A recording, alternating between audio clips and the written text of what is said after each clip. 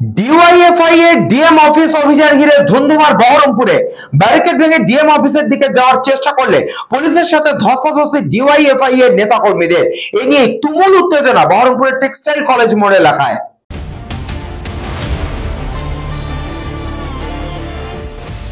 DYFI এর DM office অভিযান ঘিরে ধুন্ধুমার বহরমপুরে।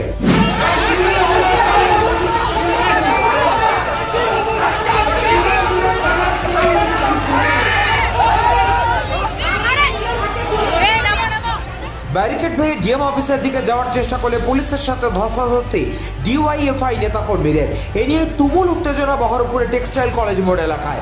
জেলে জুড়ে আবাসে দুর্নীতি বন্ধ করা, পরিযায়ী শ্রমিকদের ঘরে ফেরানো সহ একাধিক দাবিতে বৃহস্পতিবার ডিএম অফিস অভিযানের ডাক দেওয়া হয় ডিওয়াইএফআই মুর্শিদাবাদ জেলা কমিটির পক্ষ থেকে।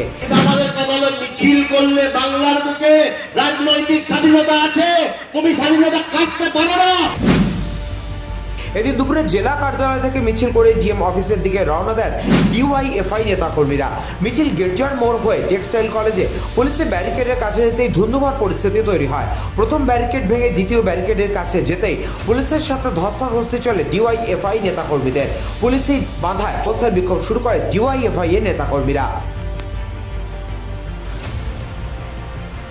ব্যুরো রিপোর্ট, নিউজ বঙ্গ টাইম।